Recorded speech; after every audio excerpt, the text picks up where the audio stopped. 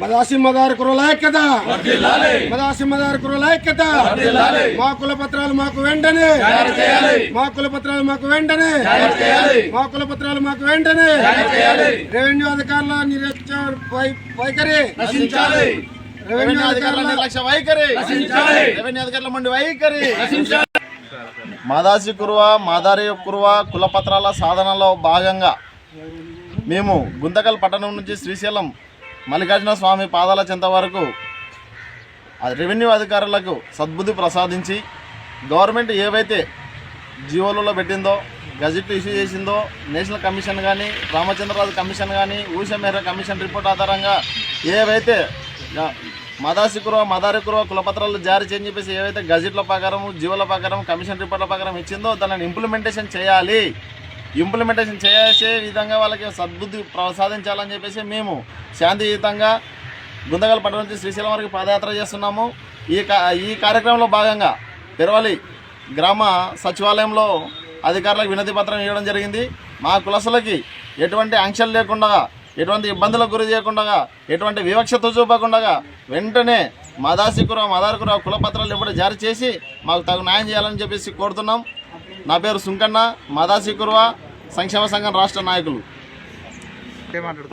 నా పేరు KB పెద్దయ్యం, Andhra Pradesh మదాసి Kuruva మదారి Kuruva Kuruva reservation పరిరక్షణ సమితి రాష్ట్ర అధ్యక్షునిగా బాధ్యతలు నిర్వర్తిస్తున్నాను.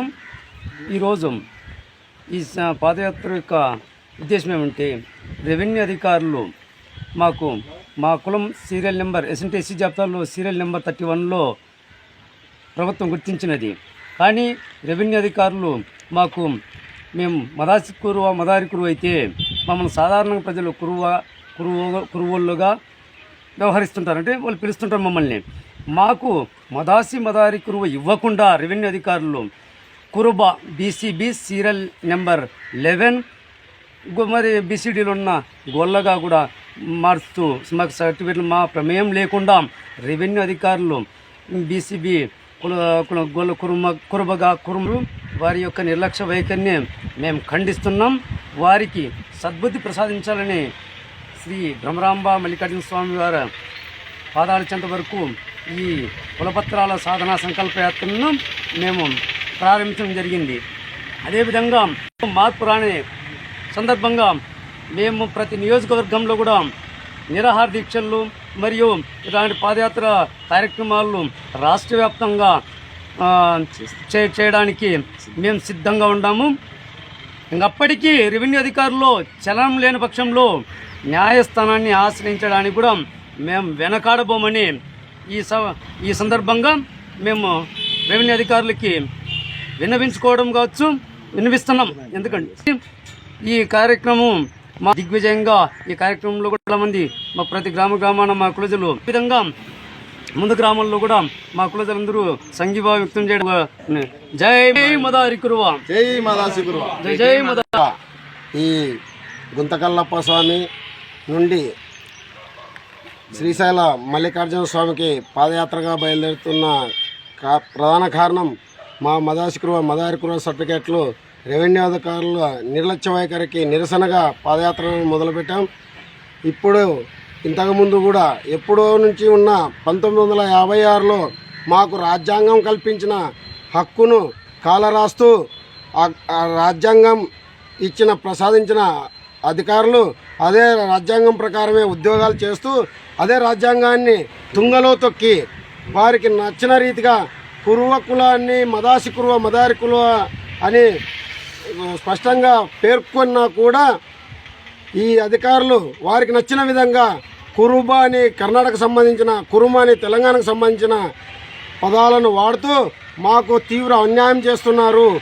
కానీ ఇప్పటిదాకా నాకు తెలిసినంతవరకు వారికి ఉద్యోగాలు కూడా ఎలా వచ్చాయో కూడా అర్థం కావడం లేదు.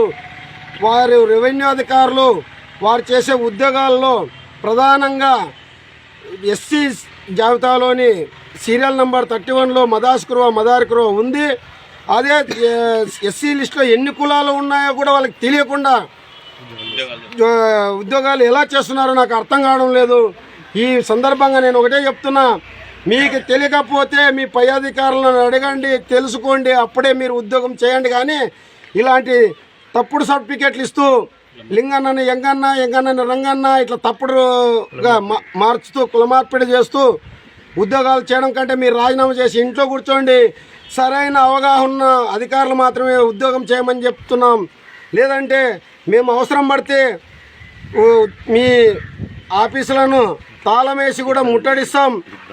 అలాగే ఈ మదారి కురులకు గతంలో పాదయాత్రలో జగన్మోహన్ రెడ్డి గారు పాదయాత్ర చేస్తున్నప్పుడు తుగ్గలి గ్రామంలో మేము స్పష్టంగా వారికి వినతి పత్రం ఇచ్చాం, పట్టించుకోవడం లేదు.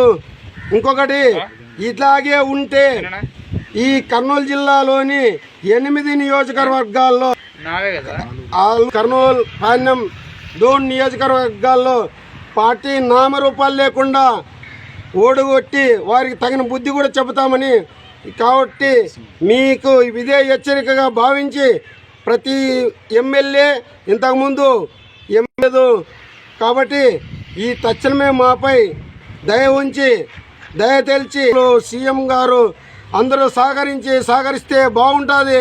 లేదంటే కర్నూలు జిల్లాలో నామరూపాలు లేకుండా చేయడానికి మేము సిద్ధంగా ఉన్నాం. ఇది ఒక హెచ్చరిక.